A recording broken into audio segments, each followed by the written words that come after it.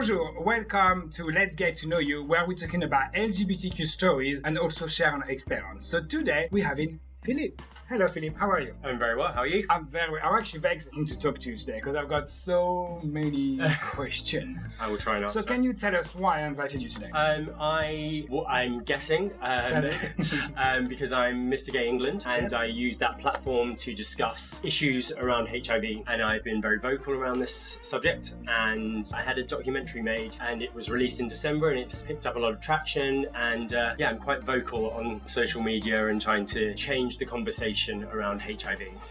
So you are HIV positive? I am indeed. I've been positive for 12 years this November. Oh wow, 12 years. Why I we talk to you is because I think in the community, whatever, if you're gay, straight, non-binary, queer, the whole spectrum, we do not talk enough about HIV. And we do not talk about enough where we are at Ojo today with HIV. So I'm going to give an example. I've been taking PrEP for now a year. Right. So when I'm trying to explain to people why I'm taking PrEP, nobody understands the term injectable. Mm-hmm. Nobody understands what PrEP is for. Nobody understands PEP. And I just think that as a gay man, we all do get tested. But the issue we're having, I found, the issue that I have is that we only have 5 minutes with those people. I don't have time to educate myself enough and ask the question that I needed. Yeah. So what can you tell us, first of all, about when we ask someone, when you hook up on an ad, on the app, we always say, what's your status? I welcome that question for one. The thing that is a big bugbear for me, and it's a conversation that I've made a lot of my friends stop having, is that, are you clean? That word really gripes on me, and it gripes on everyone. I never used to be so attached to words and their meaning because I was like, water off a duck's back. But actually, words do have meaning and they have force, even if you don't believe they do.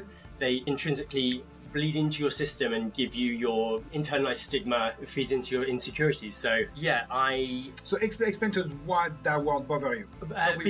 So the word clean bothers me because it says or implies that you are unclean and that you have HIV, so therefore you are dirty and you are less than. Okay. Whereas very few people actually ask for HIV. You wouldn't want to wish it on anyone because it's a big struggle on the way to the journey that I'm now at. But yeah, it's that implication, and for those people that aren't quite there yet, they don't need to be hearing it all the time. So, and if you just broach that subject of slight language changes, and we're hearing it a lot with other areas of the LGBTQ plus community, regards to race and to gender and to being thoughtful about what you say and how you imply things, does have an effect on someone. So I remember being younger. I'm born in '83. HIV was such a stigma at the time. People used to say you have HIV because you are gay, and that was they were the sickness for the gay, and that's God gave it to you to kill us all. Yeah. That's the message that I got when I was a kid. So it was quite a struggle for me, first of all, to be gay, because I always had HIV in my head. Even now and then, it still leaves trace into my brain that HIV is quite something boring. So I say to people because I work for a charity now, so I say to them when they come into service and I register them and I talk about all these feelings that they have around HIV, I'm like, of course you have these feelings, of course you feel this way, because for 37 years we've had negative press constantly, and we are still, HIV is still misrepresented in the press to this day. It's, again, use of language, the fact that they say, AIDS victim or blah, blah, blah, confusing HIV and AIDS. It's like, well, they're two different things. So can you tell us what are the difference? So HIV is the virus that you have, that you acquire, and AIDS is a diagnosis. So this is when your immune system becomes so low that it can't fight anything off, and you never die of AIDS, you die of an AIDS-related illness. We're the first generation to ever be living with HIV for a long period of time. We're now finding out that we've got so much more to contend with. There's TB, there's viral hepatitis, there's all these things that we're now experiencing, being the first generation to live through HIV. You are living with HIV. What's your status? My status? I'm undetectable. So can you explain that to us? So undetectable means that I'm on antiretroviral treatment, so I take medication every day. I take 1 pill, usually in the morning as soon as I get up, have go shower and make myself pretty, and then just pop my pill, have a glass of water, and then I'm off out. Now, obviously, now you seem to be very confident and very in peace with who you are. Mm-hmm. How was it 12 years ago? So you just got a text, you go get tested, and they said you are positive. Where were you? How was it? What do you remember? So I remember it took a little bit longer than normal. I don't remember it being the 5-minute test. I think it was like a 20-minute test. And I was like, this is taking a while. And then she said it, or he said it, I can't even remember who. And I just broke down.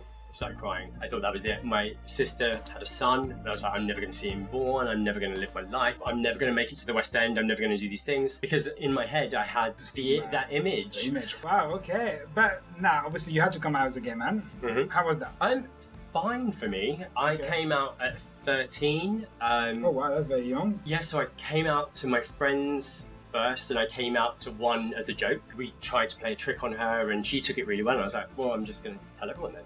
I told because my mum was living away from us at the time, and she was trying to get custody of us, so told my mum over the phone. I was like, yeah, the weather's a bit nasty down here, it's raining, yeah, I'm eating okay, I'm gay.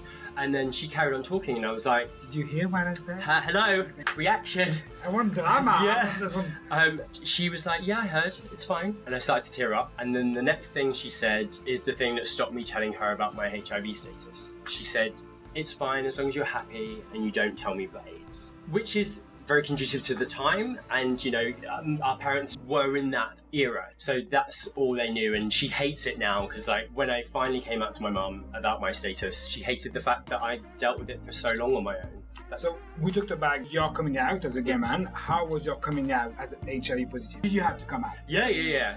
Well, this is a funny thing because now, because we have U equals U, we have undetectable equals untransmittable, there's an ethical question or a moral question of, do you need to tell anyone? Because actually you can't pass it on, you're at no danger to anyone, to yourself. So therefore it becomes a moral thing. And I spent ages basically in the closet about my status because I was working in theatre and I didn't want to lose work. If they found out that I was HIV positive, oh, he might be sick, so we just won't give him the job. Then I got more comfortable because I was working on the gay scene, and when you first become positive, it can take your self-esteem, everything can take a real hit. So then I came out, then I went back in, then I came out, then I went back in, and then people started telling people, so I took the power away from them and told my own story and told my own truth. So this is a very personal question. If you don't want to reply, you don't have to reply. Okay. Were you upset against the person where you got HIV from? No, I get this question a lot, and I wasn't mad at him because we hadn't had the conversation that we were only seeing each other. I had to take responsibility for that.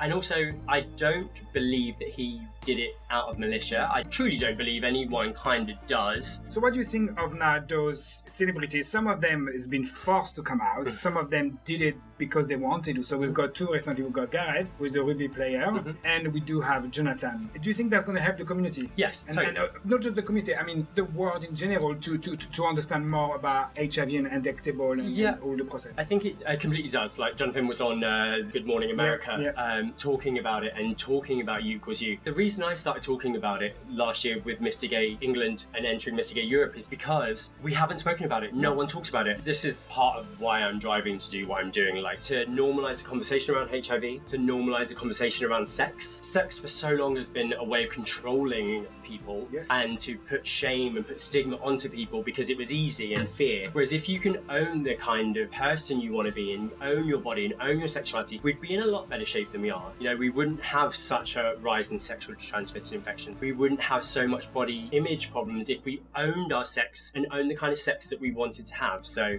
representation is key because we now have two people that are in the limelight that have a bigger audience that can say this. And the thing is, like now, we just need a woman to step forward. We need a trans individual, male and female, to step forward, non-binary to step forward, because it does affect everyone. Okay, so now I've got a quick game for you. I've got 10 questions, very random. You can only ask one and you have to reply very quick.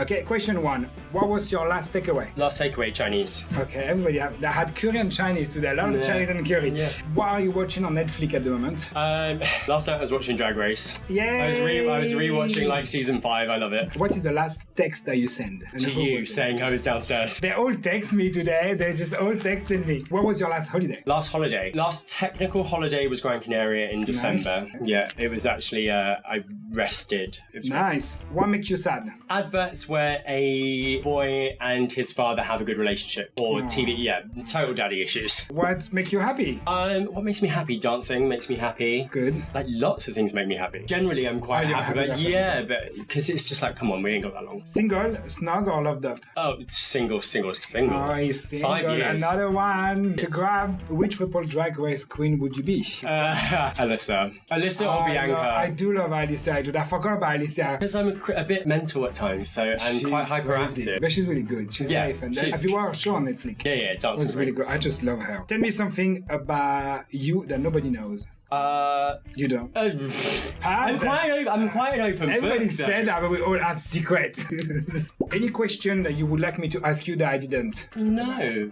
Well, because I'm generally an open book, and like you said, is there anything off bounds? Nothing's off bounds. The last one before we say goodbye is, what would you tell your 10-year-old self? Tell him. Tell him. That's where I start crying. Oh, no. Go to the gym earlier. Okay.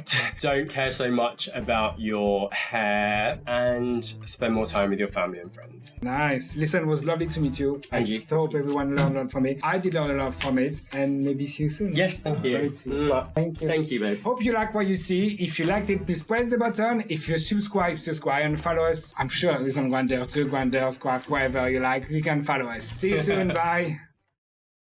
Thank you so much for watching. I hope you enjoy it. If you did, please like the button, subscribe, share. But also you can find me on Twitter, Instagram, Grindr, Squaff, Chappy, Hinge, Tinder. I'm everywhere. Just find me. Waiting to hear from you.